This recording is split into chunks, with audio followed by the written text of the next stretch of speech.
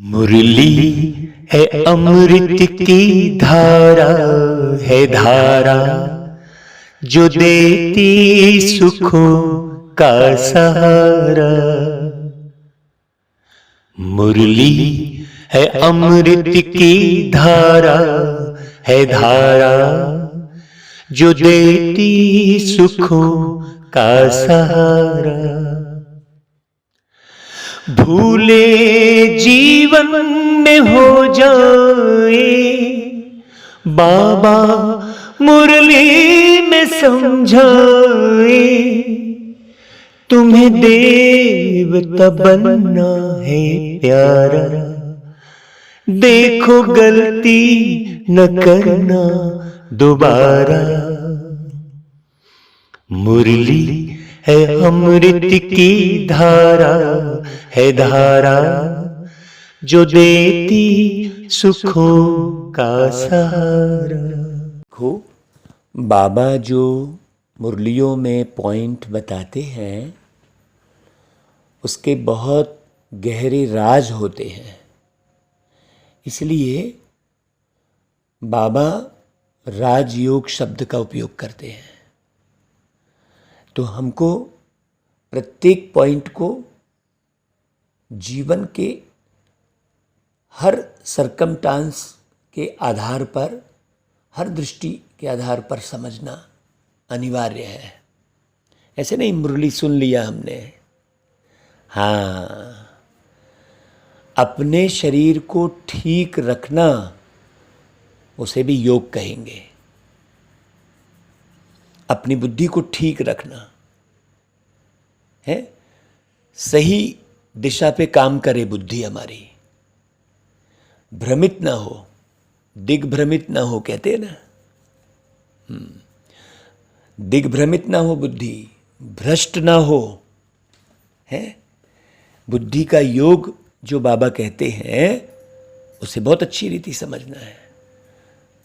तो हमारा शरीर एकदम ठीक रहे उसे योग कहेंगे। अगर हमारा शरीर बार बार बिगड़ रहा है इसका मतलब हम जान नहीं रहे हैं।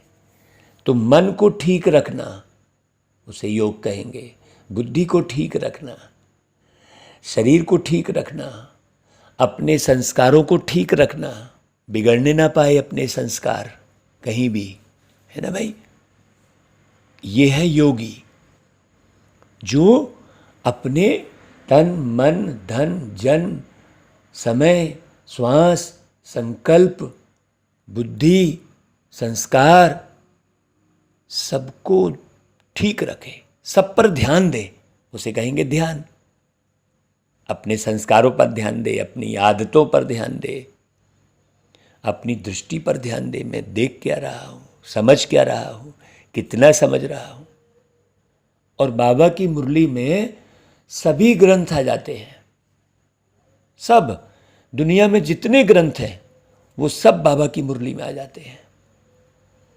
इतना श्रेष्ठ खजाना हम आत्माओं को मिला है तो सोचो हम कितने भाग्यशाली हैं।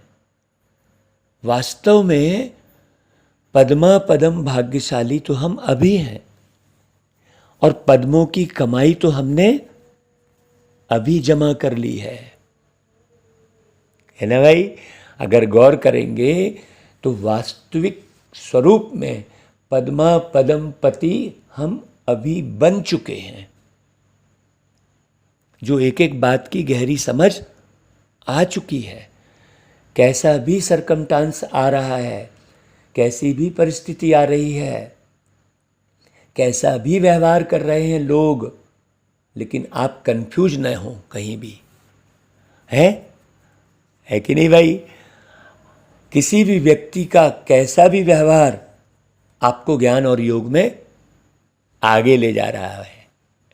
कैसी भी परिस्थिति है, आप बिल्कुल समझ की पराकाष्ठा में पहुंच चुके हैं। ऐसी स्थिति है ना भाई। बाबा मुरली में बहुत प्यार से बच्चों को कहते हैं, मीठे बच्चे अब स्वीट होम चलना है। देखो स्वीट होम चलना है, मतलब पूरा पूरा मीठा बनना है।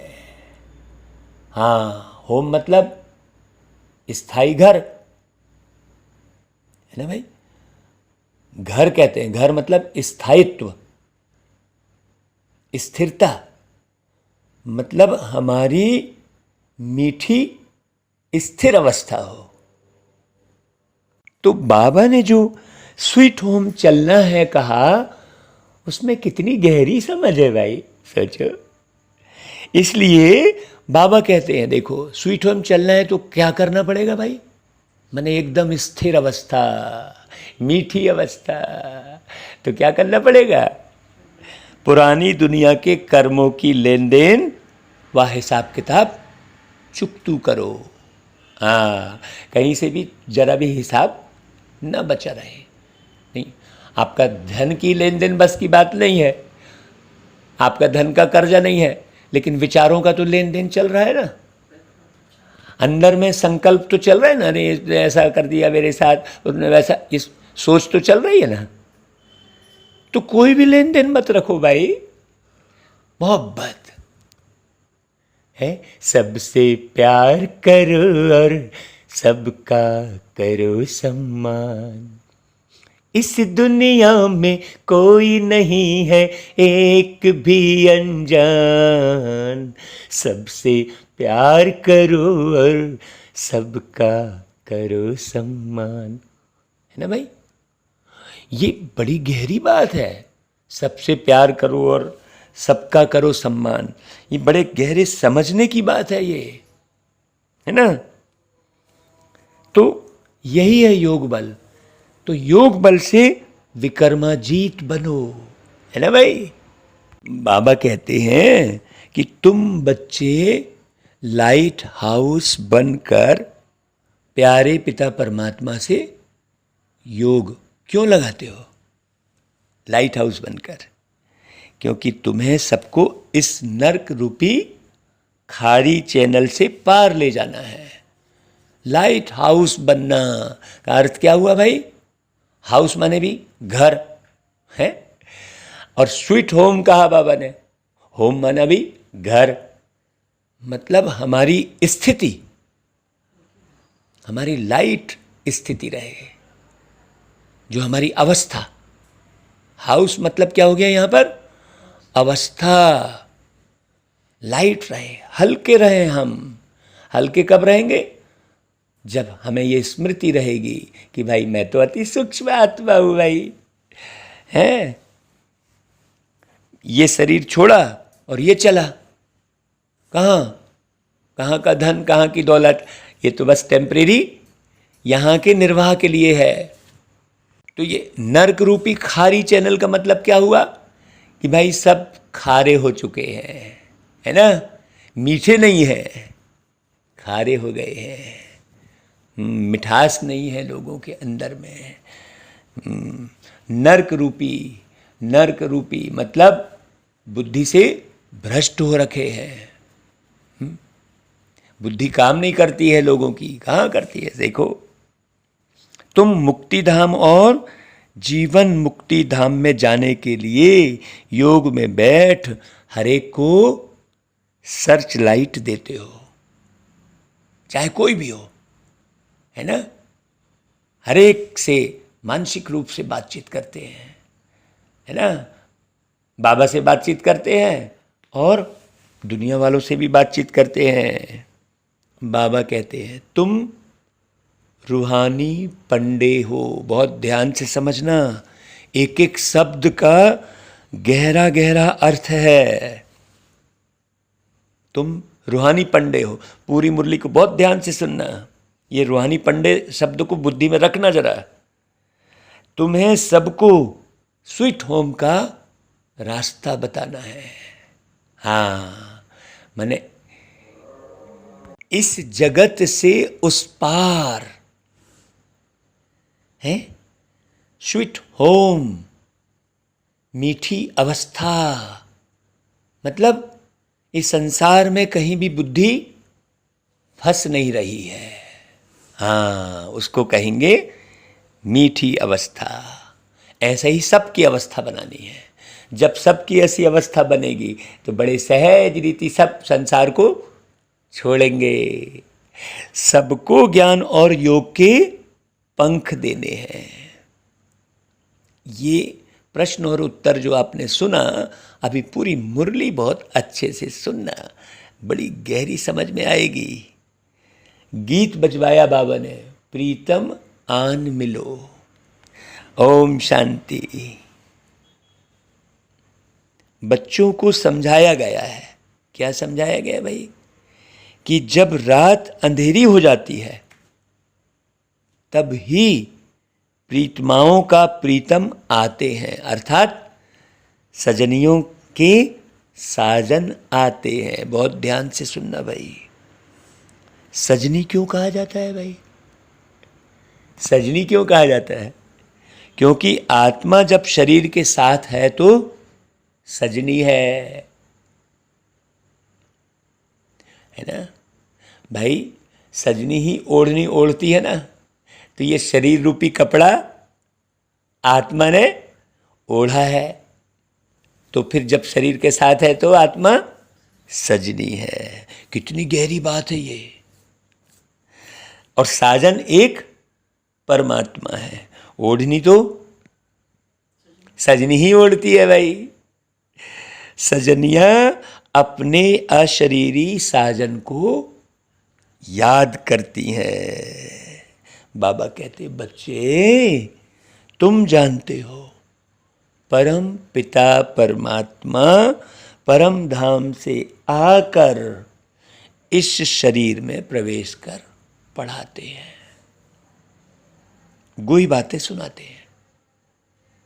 बाबा ने समझाया है, बच्चे अपने को अशरीरी समझो प्रति सेकंड। यही मुख्य पुरुषार्थ है।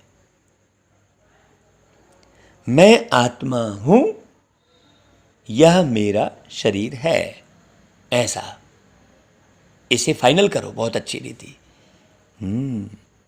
आत्मा को यह निश्चय हुआ है कि अब घोर अंधियारा है, अर्थात दुनिया तमो प्रधान है, तो यह दुनिया अब विनाश होनी ही है, जर्जर हो चुकी है।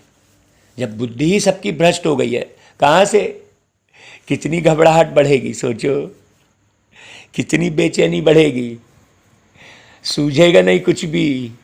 क्यों? अपने को आत्मा निश्चय किसी ने किया ही नहीं है, वो ओरिजिनल स्वरूप है ही नहीं। सोचो, और कैसे अणु परमाणु बम बना डाले हैं, सोचो भाई। तो बाबा आए हैं हमको ले चलने। अशरीरी हो चलने से सन्नाटा हो जाएगा, बिल्कुल शांति रहेगी, तो आपकी बुद्धि कहीं भी उलझी फंसी ना रहे।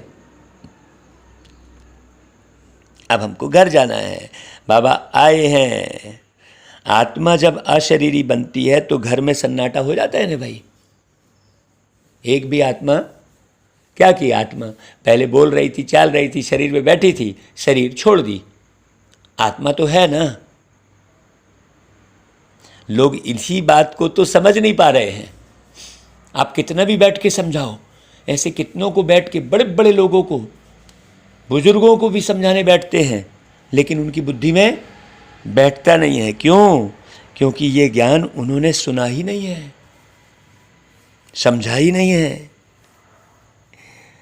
तो रात को आत्मा है तो शरीर में, परंतु आत्मा थक करके क्या हो जा रही है? अशरीरी बन जाती है, मतलब शरीर का भान नहीं रहता, तो इसको नींद कहा जाता है। होती तो आत्मा शरीर में ही है भाई, लेकिन थक जाती है भाई। अब मेरे को सोना है कहती है, तो ये कौन बोलता है? आत्मा कहती है ना। शरीर से आत्मा निकल गई तो वो शरीर थोड़ी बोलेगा कि अब मेरे को सोने दो, मेरे को फलाने समय में उठा देना। ऐसा आत्मा बोल के सोती है ना भाई। लेकिन जिसमें आत्मा नहीं है वो थोड़ी बोलेगा। अब फिर सोचो, उसको तो फिर ले जाके तुम जला ही देते हो।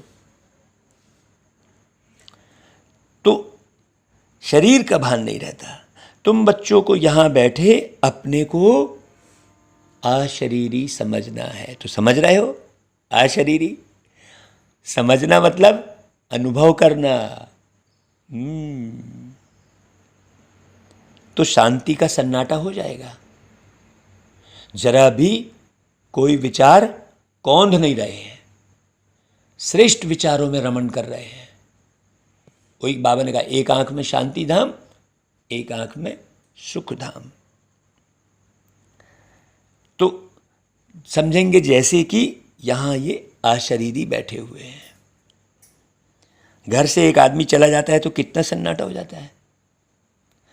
तो जब इतनी सब आत्माएं चली जाएंगी, सबके शरीर खत्म हो जाएंगे, तो कितना सन्नाटा हो जाएगा, सोचो आप। करोड़ों मनुष्य मरेंगे। अभी गाड़ी कौन चला रहा है? गाड़ियों की आवाज़, एरोप्लेन की आवाज़, ट्रेन की आवाज़, चिड़ियों की आवाज़, सब जगह आवाज़ ही आवाज़ है। ये आवाज़ सब कौन कर रहे हैं? आत्माएं ही कर रही हैं। जब ये सब आत्माएं शरीर छोड़ देंगी तब कोई आवाज़ आएगी क्या? सोचो, ना गाड़ी की आवाज़ रहेगी, ना कुछ नहीं रहेगा। करोड़ों मनुष्य मरेंगे। यह तो बेहद का घर है ना। सब आत्माएं वापस जाएंगी। शरीर से निकल गए, उसके बाद कितनी बड़ी जगह चाहिए? अति सूक्ष्म है। अति सूक्ष्म है तब तो दिखाई नहीं देती ना भाई आत्मा। आत्मा मतलब तुम, आत्मा मतलब मैं, मतलब तुम अति सूक्ष्म हो। इस राज को थोड़ा जरा समझो भाई कि तुम अति सूक्ष्म हो। तो तुम जानते हो ये राज किसने समझाया?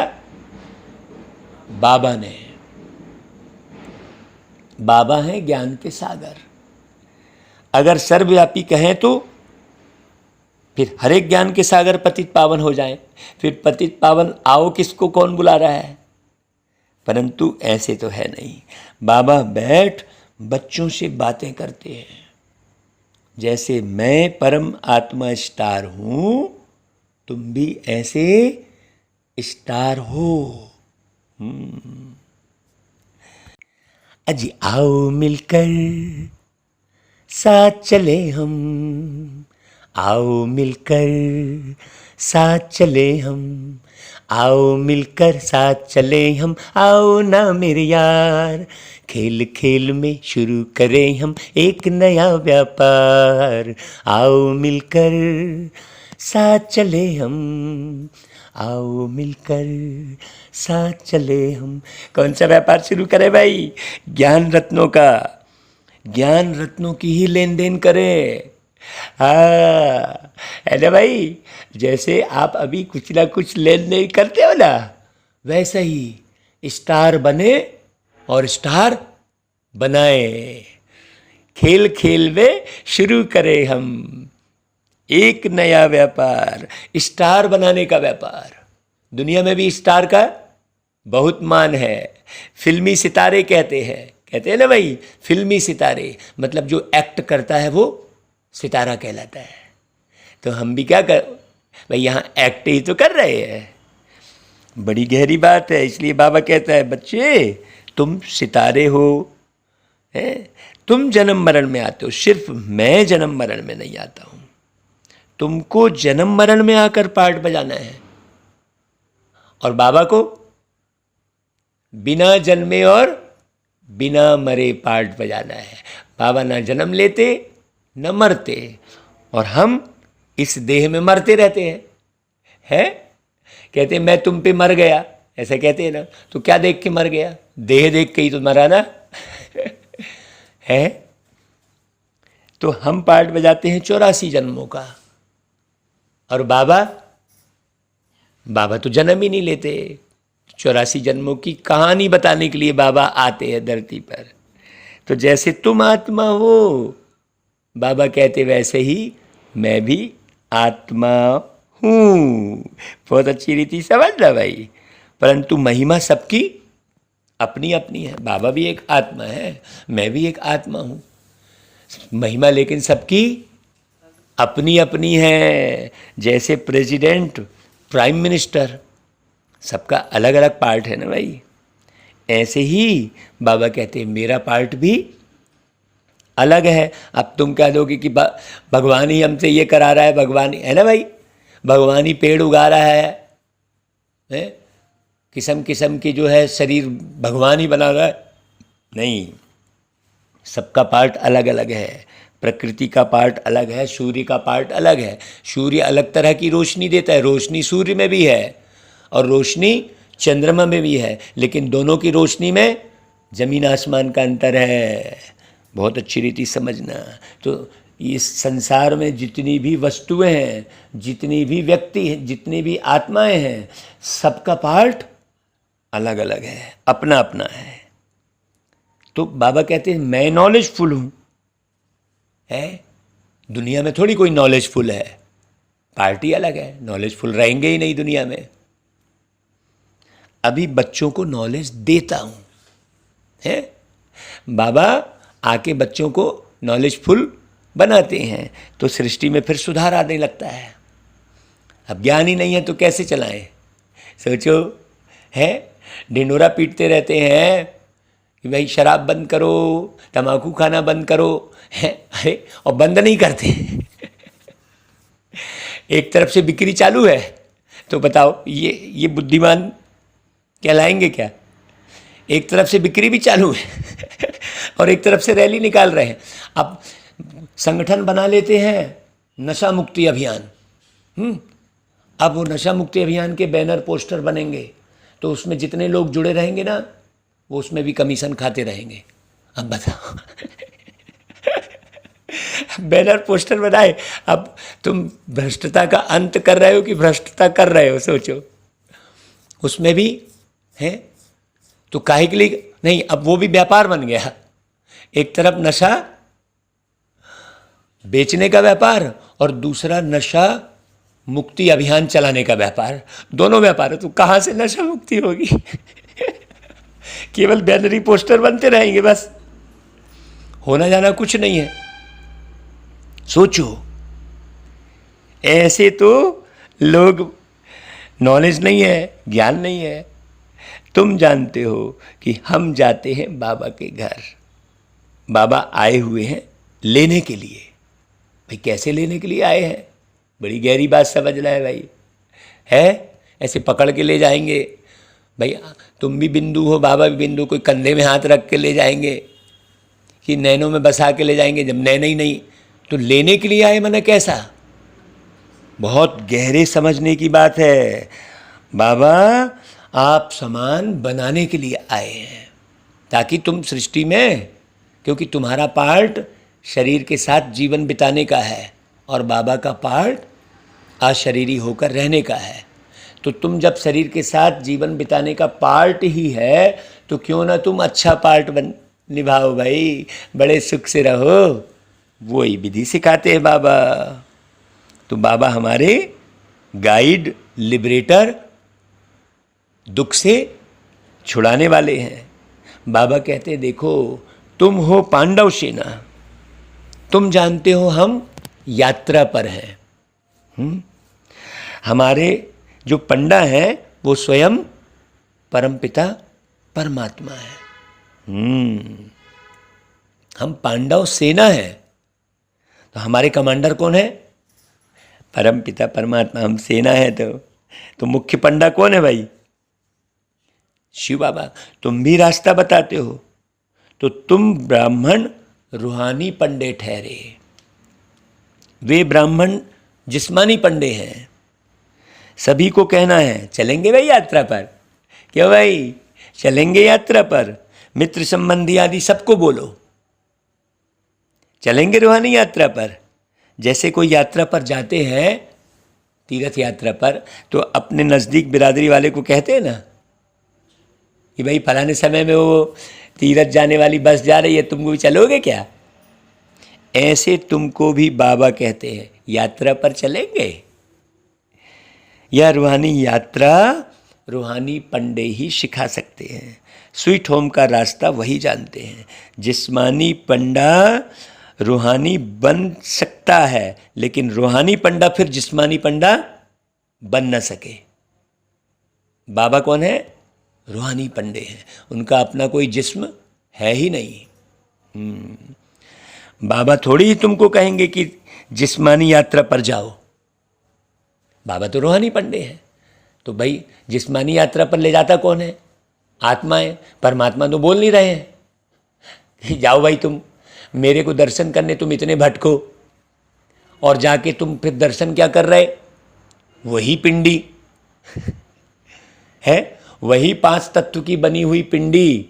जो 5 तत्व की बनी हुई पिंडी घर में है, जो दुकान में बिक रही है, सोचो अब उसका भी व्यापार हो गया। देवी देवताओं की मूर्ति का व्यापार देखो है, तो वो शिव की पिंडी का व्यापार। सोचो, ऐसा तो कोई है नहीं जो स्वीट होम देख कर आया हो और वहां ले जाए। स्वीट होम को तो वह जानते ही नहीं है, कोई नहीं जानता, तो ले जाएगा कैसे? आत्मा के तो पंख टूटे हुए हैं, उसी को दिखाया है। जटायु के पंख किसने तोड़े? रावण ने, है ना भाई? तो फिर रामचंद्र जी ने सहलाया जटायु को। कितनी गहरी बात है भाई इन सब में। जब तक प्यारे बाबा ना आए तब तक पंख मिल न सके, मरहम पट्टी कोई कर न सके। योग से ही पंख मिलेंगे। भागना तो सबको है, कोई योग बल से विक्रमाजीत बनते और कोई फिर सजाएं खाकर हिसाब किताब चुकतू करते हैं। दुख का सारा हिसाब किताब चुकतू होता है। ये गहरे समझने की बात है। यह सब ड्रामा में नूंद है।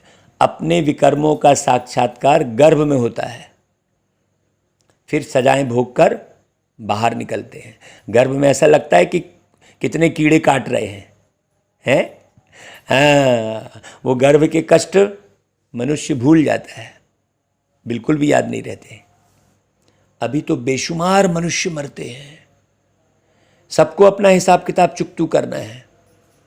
पुरानी दुनिया के कर्मों की लेन देन का हिसाब किताब खलास कर अभी तुम नई दुनिया के लिए हिसाब किताब जमा करते हो। तो जितनों को रास्ता बताओगे उतना जमा होता जाएगा।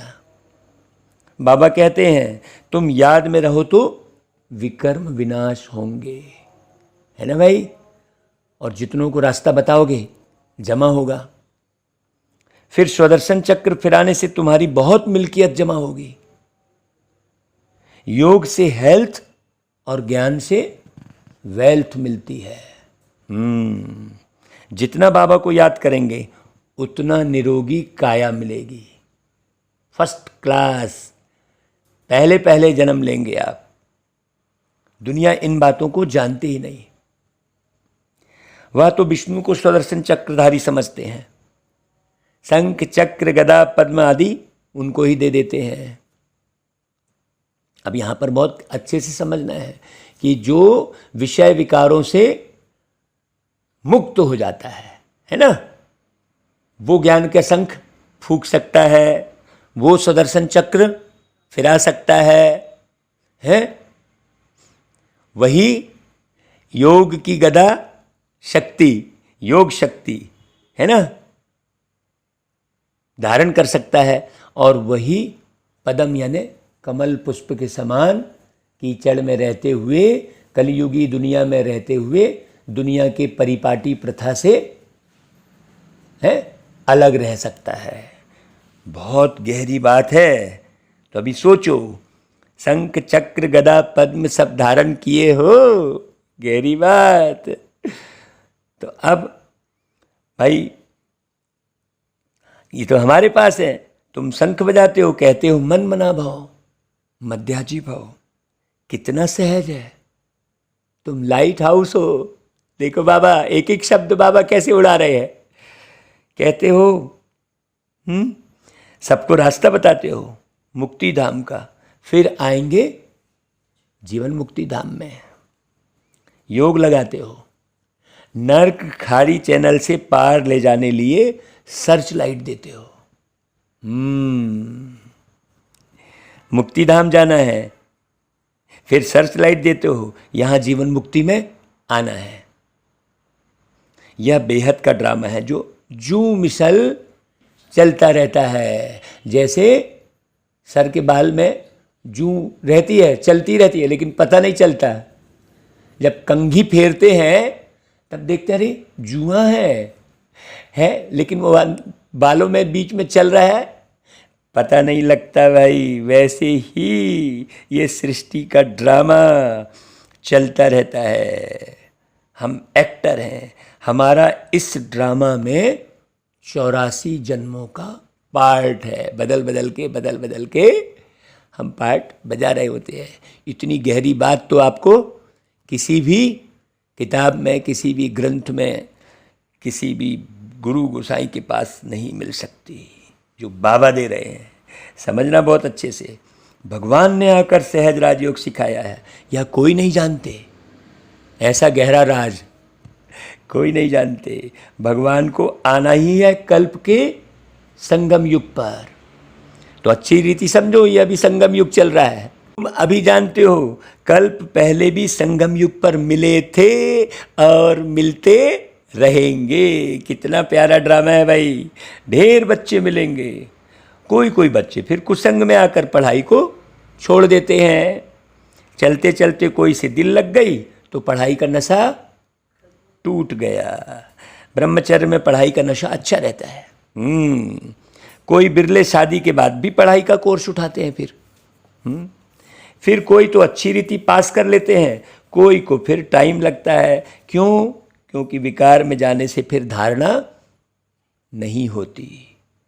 चाहे राज विद्या, चाहे रूहानी विद्या है, ये सब धारणा तो आत्मा ही करती है ना भाई। तो विदेही अवस्था में कितना अच्छी धारणा होगी, सोचो। बैरिस्टरी के संस्कार कौन लेके जाएगा? आत्मा में होते हैं ना। तो आत्मा वह संस्कार ले जाती है। फिर जन्म ले बैरिस्टरी ही पढ़ने लग पड़ेगी है। तुमको तो वहाँ बैरिस्टरी, इंजीनियरिंग आदि सब कुछ भी पढ़ने की दरकार ही नहीं है। हाँ, ऑटोमेटिकली तुम्हारी बुद्धि शतो प्रधान रहती है। पढ़ने की कुछ दरकार नहीं है। बाबा इतना शतो प्रधान बना देते हैं। तुम जानते हो जैसे कल्प पहले महल बनाए थे, ऐसे ही हम जाकर महल बनाने लग पड़ेंगे। ड्रामा वही कराएगा जो कल्प पहले कराया था। कोई मेहनत नहीं करनी पड़ेगी। बाकी भाषा तो सीखनी पड़े ना भाई। कौन सी भाषा? प्रेम की भाषा जो समझे, ऐसा करके गीत बनाया था। सोचो, वहाँ स्कूलों आदि में भी विमानों में जाएंगे। हाँ, कल ही हम भाई से कह रहे थे, देखो कितना टिपिकल है एक तो लॉक खोलना है। आजकल कितना टिपिकल बना दिया हर एक चीज़ को। क्यों टिपिकल बना दिया? क्योंकि बेईमानी बढ़ रही है? अब बेईमानी नहीं होती तो ये किसी भी किस्म के लॉक वॉक की जरूरत ही नहीं पड़ती है। सोचो, तो ईमानदारी रहेगी तो ना कोई ताला है, ना कोई माला।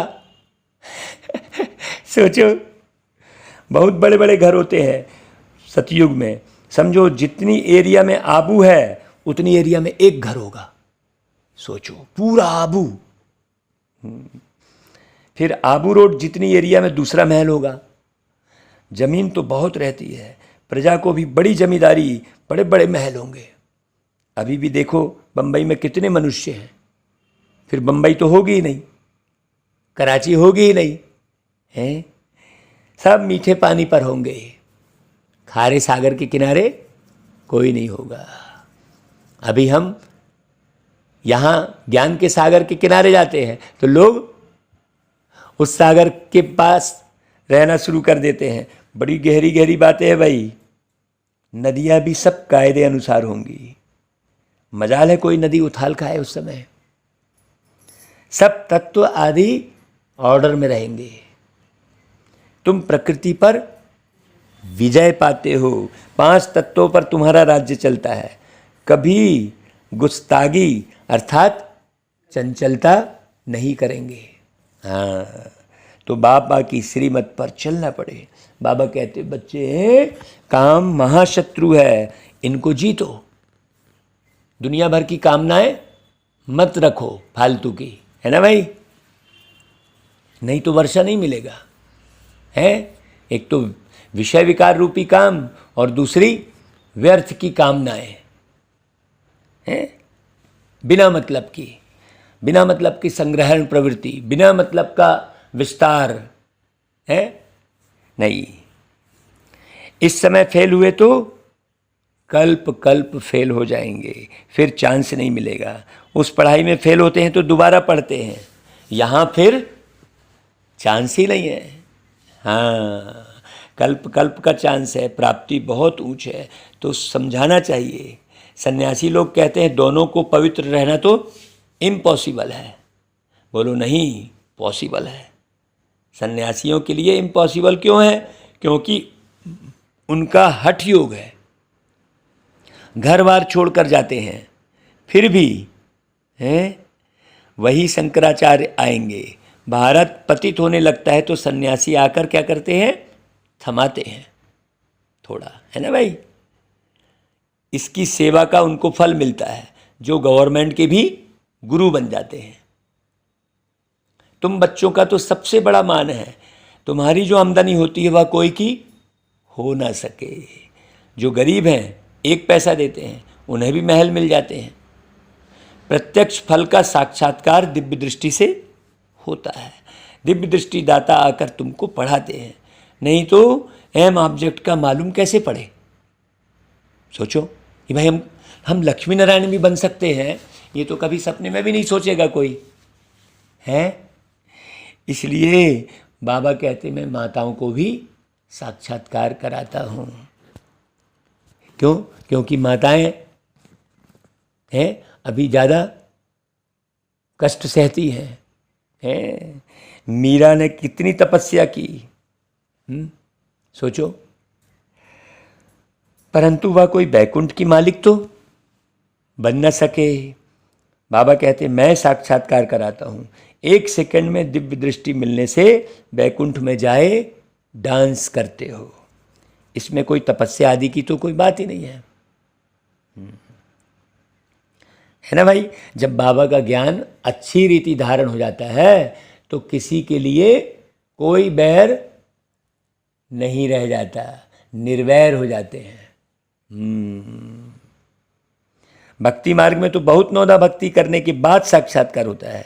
दिव्य दृष्टि की चाबी मेरे हाथ में है, कोई को मैं देता नहीं हूँ है। भक्ति मार्ग में वहाँ बैठे साक्षात्कार कराता हूँ। तुम बच्चों को तो विश्व का मालिक बनाता हूँ। दुनिया में तो अनेक प्रकार के मनुष्य हैं, कोई धन में मस्त है, कोई साइंस में मस्त है, कोई किस में मस्त है, कोई काहू में मगन, कोई काहू में मगन कहते हैं ना। बहुत बड़ी है दुनिया, बहुत बड़ी है दुनिया, किससे दिल लगाओगे। एक पिता शांति के सागर, उनसे ही सुख पाओगे। बहुत बड़ी है दुनिया। ऐसे गीत बनाए थे ना भाई तो सब अपने अपने में मस्त हैं, परंतु तुम्हारे आगे सब बर्थ नाटे पेनी है। सबका धन मिट्टी में मिल जाता है, सब खाक हो जाएगा, किसकी दबी रहेगी धूल में है। किसकी राजा खाए, किसकी चोर ले जाए, किसकी डॉक्टर ले जाए, सफल उसी का हो जो ईश्वर अर्थ लगाए।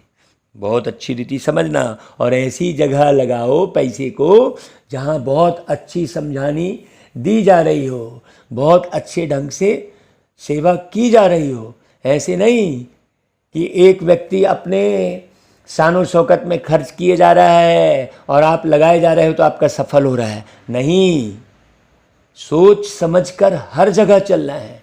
ऐसे नहीं बहाव में बह गए, दे दे बाबा के नाम पर, तो ले ले बाबा के नाम पर, ऐसा नहीं।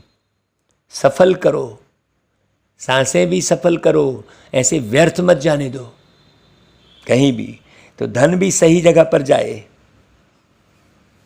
तो सोचो,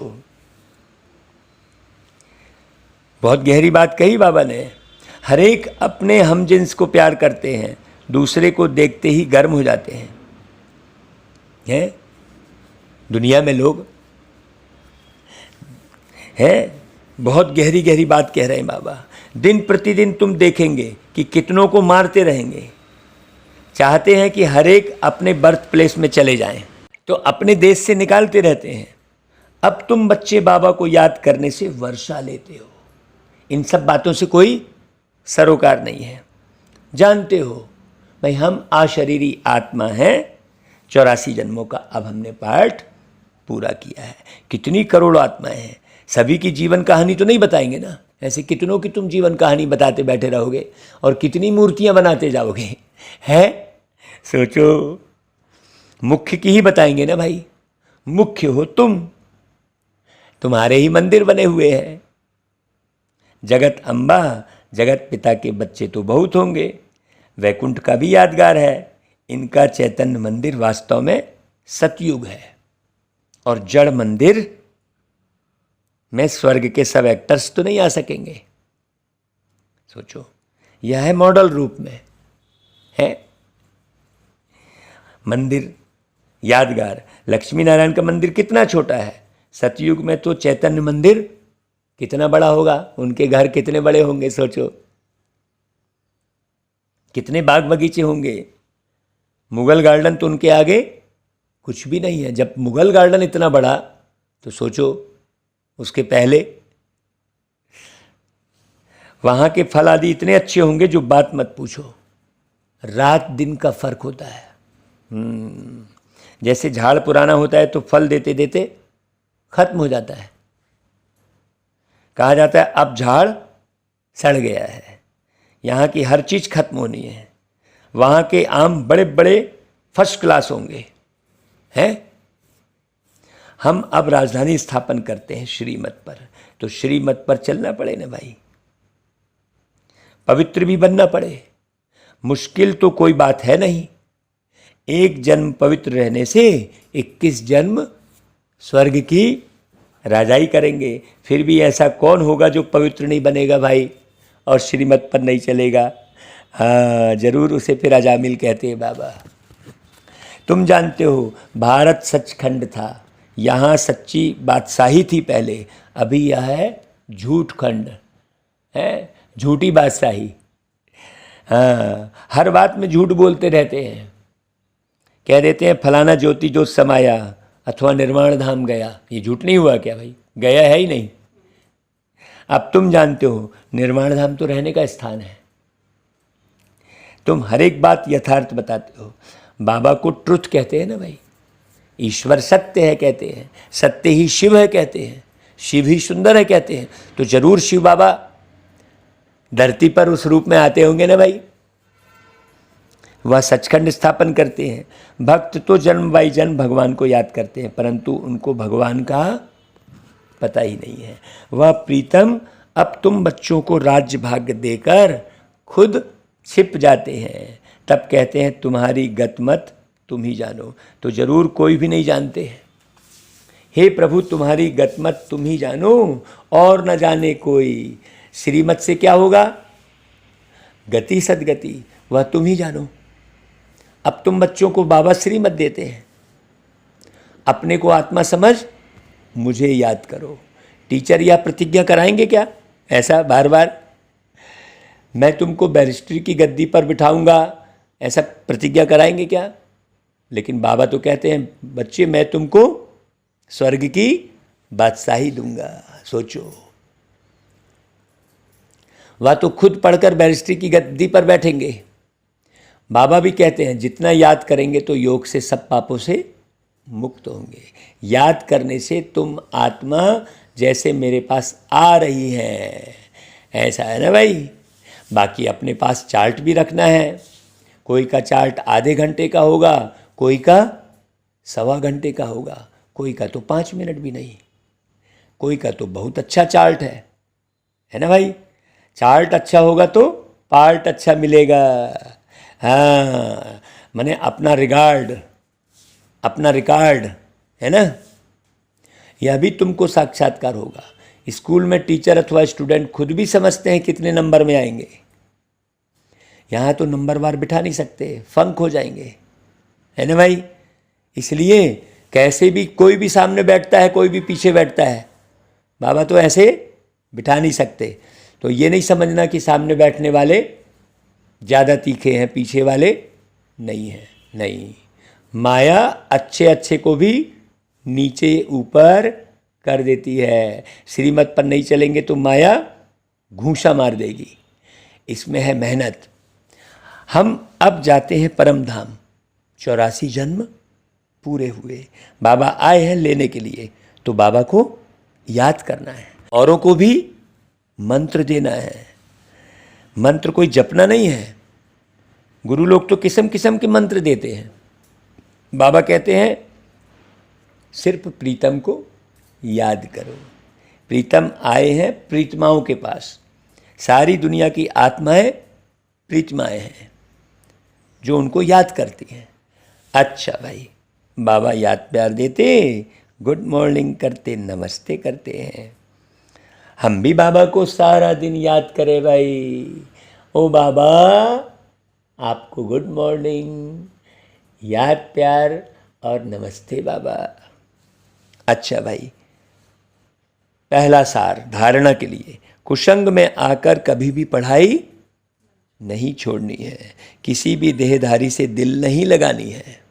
हाँ, देहधारी से दिल नहीं लगाना मतलब जो देह के भान में है, उल्टे सीधे कर्म कर रहा है। बहुत गौर से समझना है क्या दिखा रहे हैं हम। जो दिखा रहा है अपना घर द्वार ये वो देह का भान कहलाएगा।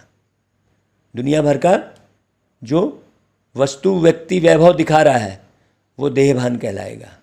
और जो ज्ञान का शो कर रहा है योग की गहराइयों में ले जा रहा है, वो आत्म भान कहलाएगा। बहुत अच्छे से समझना। तो देहधारी से दिल नहीं लगाने का अर्थ बहुत गहरा है। दूसरी पॉइंट, पापों से मुक्त होने की विधि याद है, बाबा की याद। इसलिए याद का चार्ट जरूर रखना है, गहन विचार करना है, मैं कितने समय बाबा की याद में रहा।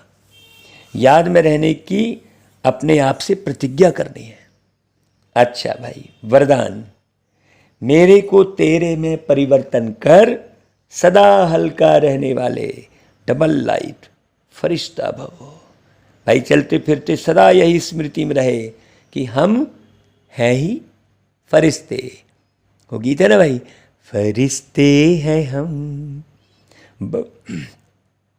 बहुत दूर है अपना घर, आए थे धरती पर अब लौट चले, है ना भाई। तो फरिश्तों का स्वरूप क्या, बोल क्या, कर्म क्या है, वह सदा स्मृति में रहे। क्योंकि जब बाबा के बन गए, सब कुछ मेरा सो तेरा कर दिया, तो क्या हो गए, हल्के फरिश्ते बन गए। इस लक्ष्य को सदा संपन्न करने के लिए एक ही शब्द याद रहे, सब बाबा का है, मेरा कुछ नहीं। ये स्लोगन बनाया था, है ना भाई, मेरा कुछ नहीं। अब मेरा घर नहीं है जमीन पर, गाए थे ना भाई। तो जहाँ मेरा आए वहाँ तेरा कह दो, फिर कोई बोझ फील नहीं होगा, हैं। सदा उड़ती कला में उड़ते रहेंगे। ऐसे नहीं कि केवल गीता ही में है वो बात कि गा ही रहे हैं बस, हैं। प्रैक्टिकल में वो एहसास होना चाहिए। अच्छा भाई, स्लोगन, बाप के ऊपर बलिहार जाने का हार पहन लो तो माया से हार नहीं होगी। अच्छा भाई, ओम शांति।